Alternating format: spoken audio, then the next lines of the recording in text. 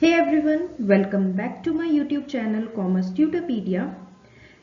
I'm back with another video and the topic of this video is the latest news that has been trending on every other news channels, that is the current account deficit rises to 4.4% of GDP. अब ये topic के अंदर काफ़ी सारी important चीज़ें हैं that we all need to discuss and I will try my best कि मैं आपको एक एक टॉपिक बहुत अच्छे से समझा सकूं ताकि कोई भी आने वाले जो एग्ज़ाम है आप उसको बहुत अच्छे से तैयारी कर सके इस टॉपिक का, क्योंकि because it is a very important topic. और इसी से हम लोग क्या करेंगे कि जितने भी इम्पॉर्टेंट एस्पेक्ट्स हैं वो भी कवर कर लेंगे इसके अंदर। So without wasting any time let's start. So जो न्यूज़ है अभी वो ये कहती है कि what are the key concerns about the news that current account deficit is at 36.4 billion or 4.4% of GDP in quarter second financial year 2023. It stood at 18.2 billion और 2.2% in the first quarter। अब देखा जाए तो first quarter के अंदर जो CAD था, current account deficit था, वो $18.2 बिलियन पे था जो कि 22% था। लेकिन अब जो रिजल्ट आए हैं क्वार्टर 2 के, उसके अंदर जो करंट अकाउंट डेफिसिट है it stands on $36.4 billion which is 4.4% of GDP. Okay, so current account will remain under pressure due to lower export. Now we will understand each and every aspect in this news, that is CAD. We will also talk about what is a current account, what is a capital account, okay, and what are all the basic concepts behind this news.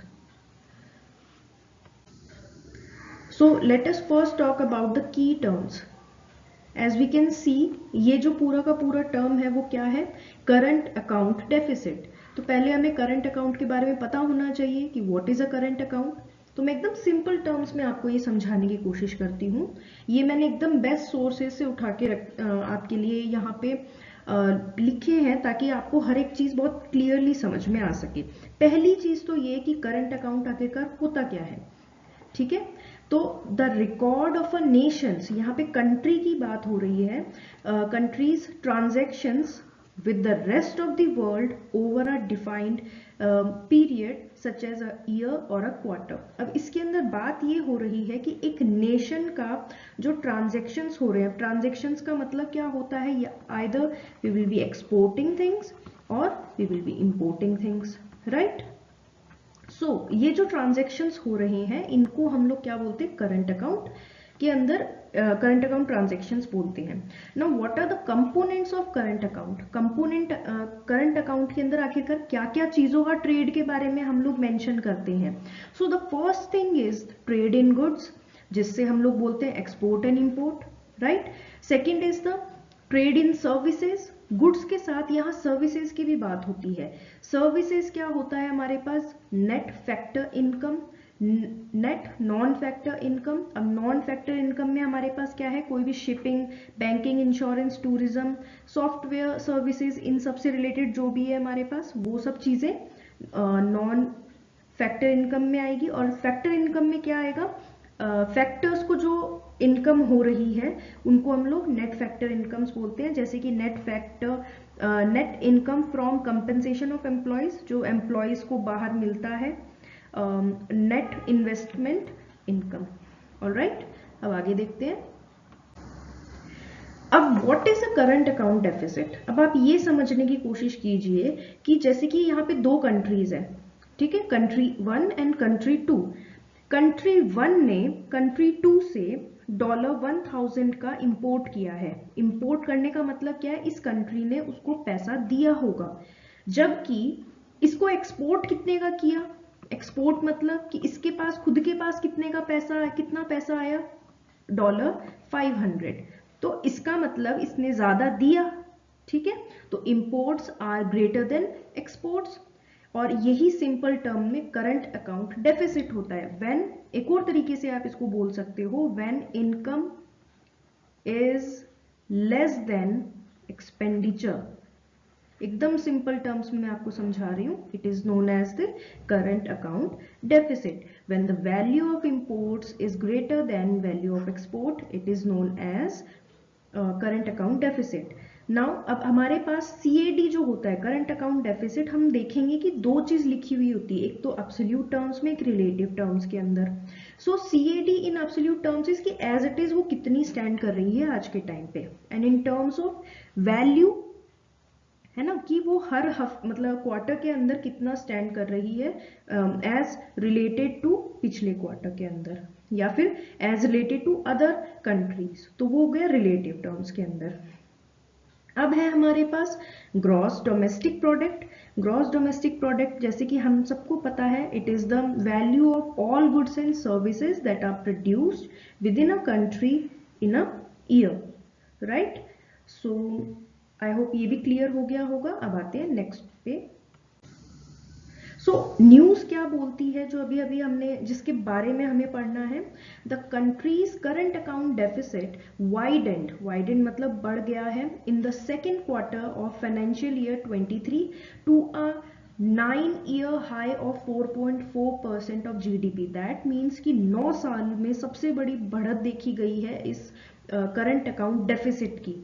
ठीक है, मतलब हम लोग expenditure हमारा income से बहुत ज्यादा हो चुका है, और $36.4 बिलियन इन एब्सोल्यूट टर्म्स, और वैल्यू टर्म्स के अंदर quarterly CAD is the highest. ठीक है, जैसे कि आप देख सकते हो, मैंने आपको दोनों चीज समझा दी है, एब्सोल्यूट टर्म भी और वैल्यू टर्म भी। अब करंट अकाउंट क्या होता है, it reflect the net position after recording the value of goods and services, exports and capital flows. It has historically been in deficit, मतलब पहली बार देखा गया है कि इतना, historically की मतलब काफी साल के अंदर देखा गया कि इतना ज्यादा डेफिसिट हो रहा है। और इसका रीजन क्या बताया जा रहा है, due to India's dependence on oil imports. सबसे ज्यादा ऑयल इंपोर्ट किया है इंडिया ने। जैसे कि अगर हम लोग रेगुलरली फॉलो कर रहे हैं तो हमें पता है कि बहुत ज्यादा ऑयल का इंपोर्ट हुआ है, तो उसके लिए पैसा भी देना पड़ा होगा। इसका मतलब expenditure is far more than income, but the Q2 deficit has been exceptionally, Q2 जो अभी रिलीज हुआ है इसका जो डेटा, exceptionally high। वो क्यों हुआ है, due to a surge in oil. First, commodity prices भी हमें पता है कि बढ़ रहे हैं, क्यों, in the wake of Ukraine war, and slow down in export, export भी कम हुआ है। कोई डिमांड जब कम हो जाती है बाहर से, कोई हमारा गुड्स का डिमांड ही नहीं करना, तो उसको बोलते हैं स्लो डाउन इन एक्सपोर्ट्स। नाउ अब इस न्यूज के ऊपर आरबीआई का क्या रिस्पॉन्स है, जैसे कि हर ऐसी न्यूज़ेस के बाद आरबीआई का रिस्पॉन्स देखा जाता है, तो उन्होंने ये चीज कहा है, उन्होंने इसका रीजन दिया है जस्ट कि a wider CAD is a negative for the rupee as it indicates the foreign exchange shortfall। ठीक है, तो इन्होंने बोला है कि सीएडी एक तरीके से नेगेटिव है फॉर रूपी, क्योंकि इसने ये चीज बताते हैं कि भाई फॉरेन एक्सचेंज का शॉर्टफॉल हुआ है। ठीक है, शॉर्टफॉल का मतलब क्या हुआ, इसको मैं थोड़ा सा एक्सप्लेन करना चाहूंगी। जब आप इंपोर्ट कर रहे हो तो आप क्या दे रहे होगे उनको फॉरेन एक्सचेंज के अंदर ही। फॉरेन एक्सचेंज मतलब हो सकता है अगर डॉलर में आप कर रहे हो तो डॉलर दे रहे होगे, तो फॉरेन एक्सचेंज इस केस में क्या हो जाता है, कम हो जाता है। कम होने के कारण रूपी की वैल्यू नेगेटिव हो जाती है। The RBI said that the wider CAD was due to the expanding merchandise trade deficit to merchandise एक वे में हम कह सकते हैं कि is the term used for any product that you can sell or buy, any goods for sale is merchandise। ठीक है, तो आप सिंपल टर्म में जो अब ट्रेड डेफिसिट जो होता है, मर्केंडाइज ट्रेड डेफिसिट, वो क्या होता है, जब इंपोर्ट आपकी लार्जर देन एक्सपोर्ट होती है। Now what could be the possible effects of CAD.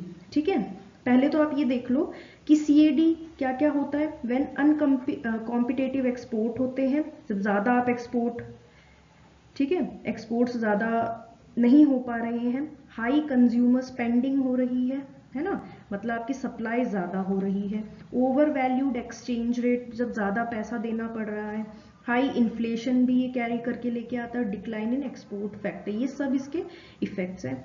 Now the decreasing export, increasing import lead to the reduction in domestic currency value, ये इसके इफेक्ट है, ठीक है, डेप्रिसिएशन हो जाती है। ये टॉपिक मैं आपके लिए नेक्स्ट वीडियो में लेके आऊंगी। And loss of confidence in domestic assets, as a result the product witness lack of demand. It affects the standard of living of residents, it reduce, क्योंकि अब उनको एक्सपेंडिचर कम करना होगा from the public, thereby hampering the global economy, which become one of the most worrying disadvantage of CAD. So overall जो भी CAD या इस न्यूज से रिलेटेड जो कॉन्सेप्ट्स थे, I hope I was able to make you guys understand. फिर भी अगर कोई टॉपिक आपको नहीं समझ में आया है तो आप मुझसे कमेंट बॉक्स में पूछ सकते हैं, मैं उसके लिए भी वीडियो लेके आऊंगी। Alright guys, thank you so much.